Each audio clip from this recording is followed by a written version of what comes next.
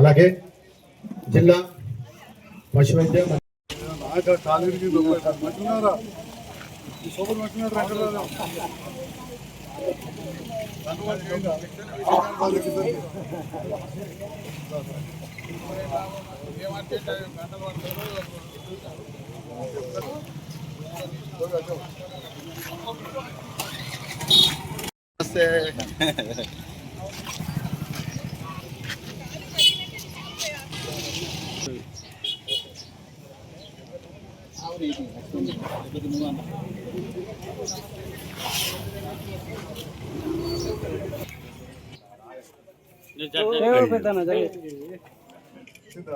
Sir ఒక్క నిమిషం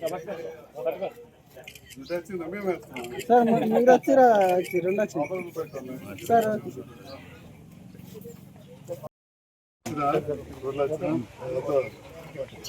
ఇప్పుడు కొద్దిగా కళ్ళ పులిగా నడుస్తున్నా సార్ సార్ మళ్ళీ సార్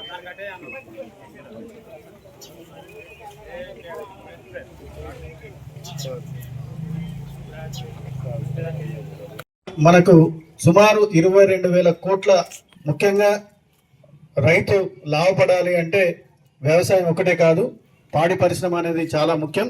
రైతుకి వ్యవసాయం నిలదొక్కునే అవసరం ఉంటుంది. ఎందుకంటే ఇప్పుడు వ్యవసాయం అంటే 3 నెలలు మాత్రమే రేట్ ఉండదు, ఎందుకంటే ఒకటేసారి పంట అంతా బయటకు వస్తుంది, మార్కెట్లో రేట్ ఉండదు. అదే పాడి పరిశ్రమ అంటే మనకి తన పంటకు రేట్ రానప్పుడు ఇంట్లో ఉంచుకొని మళ్ళీ దాని అవసరం రేట్ వచ్చినప్పుడు అమ్ముకునే అవకాశం ఉంటుంది.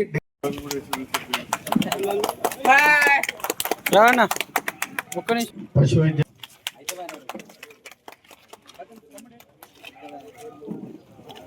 సార్ ఇక్కడ ఓకే సార్ ముగ్గురు ఒకటి పట్టుకుందాం.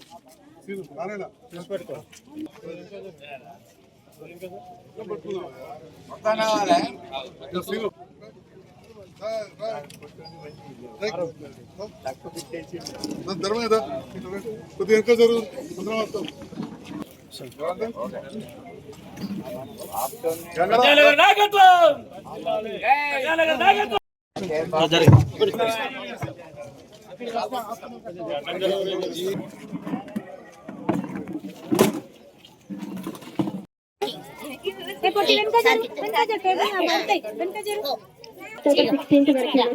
వివిధ గ్రామాల్లో మీ అందరికీ తెలుసు, ముఖ్యంగా పశువులకి గాలి ద్వారా సోకడం వల్ల, పశువులు కుంటడం వల్ల గాలికుంటు అని మనం పిలవడం జరుగుతుంది. ఇది గాలి ద్వారా వేగంగా వ్యాపించి గ్రామంలో ఉన్న అన్ని పశువులకు అటాక్ కాబడతాయి. ముఖ్యంగా దీంట్లో కాబట్టి ఇలాంటి వ్యాప్తి చెందకుండా మనము ప్రతి 6 నెలలకోసారి ప్రభుత్వము, కేంద్రం మరియు రాష్ట్ర ప్రభుత్వాలు రెండు కలిసి ఈ యొక్క గాలికుంటు టీకా నివారణ కార్యక్రమం చేపడుతుంది. కాబట్టి మా సిబ్బంది ఎవరైతే ఉన్నారో టోటల్గా జిల్లా మొత్తము 72 టీంల సిబ్బంది మీ యొక్క గ్రామాలకు వచ్చి ఈ టీకాలు వేయడం జరుగుతుంది. కాబట్టి ఇలాంటి వ్యాధిని నివారించాలంటే రైతుల సహకారము, తర్వాత గ్రామస్తుల సహకారము అందరిది అవసరం ఉంటుంది. మీ గ్రామాలకు టీంలు వచ్చినప్పుడు మీ పశువులను తీసుకొచ్చి వాటి టీకాలు వేయించుకోవాలని కోరుకుంటున్నాను. అలాగే మన ఏడు గారు చెప్పినట్టు దానికంటే ముందు నట్టల మందులు ఆపించాలి. అలాగే సెక్స్ సార్టెడ్ సిమెన్ మీ దగ్గరికి ఏఐ వర్కర్ ఎవరైతే వస్తారో అతనితో ఆ సెక్స్ సార్టెడ్ సిమెన్ కూడా మీరు తీసుకొని వాటిని రైతులు వినియోగించుకోవాలని కోరుకుంటున్నాను. ఈ అవకాశం ఇచ్చిన పెద్దలకు నమస్కారం. లాభం ఉంటుంది కాబట్టి ఖచ్చితంగా పశువులు మన రైతులు, పశు సోదరులందరూ ముఖ్యంగా వాటికి కావాల్సిన టీకాలు, దానికి సంబంధించిన నట్టల మందులు క్రమం తప్పకుండా వేయించుకొని వాటి ఆరోగ్యాన్ని సంరక్షించాలని కోరుతూ, ముఖ్యంగా పశువులు మన దగ్గర ఉన్న జాతి పశువులు లేవు. ఆ పశువుల్లో కృత్రిమ గర్భోత్పత్తి చేసినట్టయితే జాతి పశువులు వస్తాయి. కృత్రిమ గర్భోత్పత్తిని మనం ఉపయోగించుకోవాలి. ఇప్పుడు సెక్స్ సార్టెడ్ సెమెన్ కూడా వచ్చింది. అంటే మనం ఒకసారి సూదేస్తే ఖచ్చితంగా ఆడదూడనే పుడుతుందని చెప్పి మాట ఇస్తున్నాం. దీనికి 250 రూపాయలు దాని యొక్క కాస్ట్. కానీ ఒకవేళ మీకు మగదూడ పుట్టినట్టయితే ఆ పైసలు వాపసిస్తాం. అంత ఖచ్చితంగా మనం ఆ సెక్స్ సార్టెడ్ సెమెన్ ఉంది. ఈ యొక్క దాన్ని మీరు అందరూ ఉపయోగించుకొని పశువు ఎదకొచ్చినప్పుడు ఖచ్చితంగా ఈ సెక్స్ సార్టెడ్ సెమెన్ని వేయించుకొని అన్ని పేదోడల్ని పొందాలని ఈ సందర్భంగా కోరుతూ, ఈ అవకాశం ఇచ్చిన పెద్దలకు ధన్యవాదాలు తెలుపుతూ సెలవు. చాలా గొప్ప కార్యక్రమాన్ని ఈరోజు అంతర్గామ గ్రామంలో ఏర్పాటు చేసి మా గ్రామస్తులందరూ కూడా నన్ను ఒక సొంత కుటుంబ సభ్యుల్లాగా చూసుకొని మీరందరూ నావాడు అనుకొని ఆనాడు డాక్టర్గా కావచ్చు, తర్వాత ఒక ఎమ్మెల్యేగా నన్ను అత్యధిక మెజార్టీతో గెలిపించిన మా గ్రామస్తులందరికీ నమస్కారం. ఎన్నటికి కూడా మర్చిపోలేని ఈ అనుబంధం. చాలామంది రాజకీయ నాయకులు ఉంటారు, ఇప్పుడేం ఎలక్షన్ లేవు, నాకు ఇప్పుడు అసలే లేవు. చాలామంది రాజకీయ నాయకులు ఉంటారు, ఓసారి ఓట్లు పడతాయి, ఓసారి పడాయి. లైన్గా హ్యాట్రిక్ లెక్క 3 సార్లు కూడా నాకు బ్రహ్మాండమైన మెజార్టీ ఇచ్చింది. మరి గ్రామ రుణాన్ని తీసుకోవాలంటే మరి జన్మ చాలుతుందో చాలదో నాకైతే అర్థమవుతుంది. కానీ నా అనుభవం నా గుండెలో మొత్తం 100% మంది గ్రామస్తులు నా కుటుంబ సభ్యులని నేను భావిస్తా. అందుకే ఏనాడు మంచి కార్యక్రమాలు కావచ్చు, కష్ట కార్యక్రమాలు కావచ్చు, నాకు ఆ ఇల్లున్న ఇంటికాడ కూర్చోకుండా ఆ ఇళ్ళకి రావడానికి నా మనసులో ఉన్న ఆ అభిమానం మీకు కూడా అట్లా నన్ను కూడా చూసుకుంటున్నారు. మీరైతే ఇక చూపెట్టేసారు. ఇక నాకే అన్ని తీరులు అందరికి అవకాశం రాకపోవచ్చు. ఈ కార్యక్రమం ఏర్పాటు చేస్తే చిన్ననాటి రోజులు గుర్తొస్తా ఉన్నాయి. ఎందుకంటే జైత్యాల బాగా దగ్గర పెద్ద ఎత్తున పశువులు, పెద్ద పెద్ద కొట్టాలు, ఆవులు ఓ 100 ఎండాకాలం బోర్రపల్లికి తీసుకుపోవు మా బుచ్చిరాజం, బర్రెలు ఓ 40-50, 20 జతల ఎడ్లు, దివాడు పొలాలు దున్నేందుకు పోతులు, మరి వాటితో పాటుగా గొర్రెలు, మేకలు, కోళ్ళు, ఇవన్నీ కూడా ఇంటి దగ్గర కూర్చొని చూస్తుంటాయి.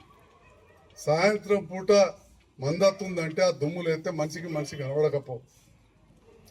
మరి ఆ రకంగా మన అంతర్గామ గ్రామం ఒక సుసంపన్నంగా చుట్టూ 5 చెరువులు, బంజరు భూములు, అడవులు, పాడి పంట ప్రతిదానికి.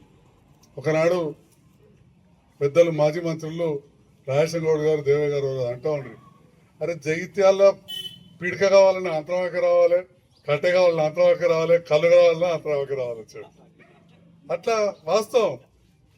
కూడలు చేసుకోవాలన్నా ఇక్కడికి వచ్చే మనం మట్టి తీసుకోపోవాలి, వాటికి కట్టెలు తీసుకోవాలి. అంటే ఈ రకంగా అంతర్గామ ఒక ఆదర్శమైన గ్రామం, ఆదర్శవంతమైన రైతులు. ఈనాటికి కూడా అందరూ కూడా చాలా కలిసిమెలిసి ఉంటూ ఈ గ్రామాన్ని ముందరు తీసుకెళ్తా ఉన్నారు. మొత్తం తేనె మంచి వచ్చి కాయకుంట కాబట్టి ఇక ఇదైతే లేదు కదా అని మనం ఇక ఒకటే దిక్కు పొలాలు పెట్టబడుతుంది, యూరియా చల్లబడుతుంది, మొక్కలు పెట్టబడుతుంది, యూరియా చల్ల. ఆఖరికి అది ఏడికి వస్తుందో ఇక చూడాలి. ఎందుకు చల్లుతున్నావు యూరియా దేంట్లో ఉంటుంది? ఎద్దు పెట్టే పెండలు ఉంటుంది. ఎద్దు పెట్టే పెండల యూరియా ఉంది. ఎద్దు లేదా, బర్రె లేదా, దుడ్డ లేదా, తొవ్వంటి పోతుంటే బర్రెనుక పిల్లలు తట్టబట్టుకొని ఉరుకురు వేసుకొస్తారు. అవన్నీ చూసాం మనం. ఇవాళ తట్టబట్టుకపోవాలంటే రైతు పోడు, బిడ్డ పోడు. పెండ లేకపోతే ఆఖరి జరిగేది ఏంది? ఇవాళ అరిష్టం. ఏమైంది ఇప్పుడు? యూరియా ఎక్కడికి రావాలి? విదేశంకి రావాలి. అంటే మన సొమ్ము, మన పైసలు వేరే దేశాల్లో పోవడం. అది పనికిరాంది. రేపటి నాడు భూమి ఖరాబ్ చేసేదే. దానికోసం మనం ధర్నాలు చేసే బదులు ఒక దుడ్డనో, ఆవునో, ఎద్దునో పెంచుకుంటే మనకు అన్ని రకాల ఉపయోగం. ఈ విషయం అందరికి తెలుసు, తెలియదు కాదు. ఇలా నా మామిడి తోటల 3-4 ఏళ్ళే రెండబోయాక నాకు టైం దొరకలేదు, సీనియర్ అజెత్తలేడు, తెప్పించలేదు. అయినా కాయ బరాబరం పండుతుంది. ఎందుకంటే ఆడ వెనుకట పొదలు పెట్టినాం. ఆ లఘు, ఆ బలం ఇప్పటికి కొడుతున్నది, అసలు అవసరం పడతలేదు. మరి అదే విధంగా ఇంతకుముందు మళ్ళీ వస్తే వైరస్ విషయం, ఒక దుడ్డకో, ఒక ఎద్దుకో, ఒక బర్రెకో ఏ ఊర్లో వస్తే గాలికుంటే వస్తే మన ఎడ్లు, బర్రెలు, దుడ్డలు, గొర్రెలు, మేకలు చనిపోయి సేమ్ అట్లనే తేనె మంచి వ్యాధి గురించి నాకు మనం ఎవరు చెప్తా ఉండ్రి. తేనె మంచి వస్తే నువ్వు 4 పైసలు డాక్టర్ అని చెప్పి కొడతావు కావచ్చు, ఆ పక్కది మళ్ళీ వచ్చి మళ్ళీ నీకు పడుతుంది. లేదా పక్క కొట్టకపోతే మనది పోయి ఆడేస్తుంది. అంటే అది కూడా అరే మన ఊర్లో ఏ మామిడితులు కాదు సజేసాది ఒకటే కాసిందంటారు. ఎందుకంటే నాది ఒకటి అలాగున్నది.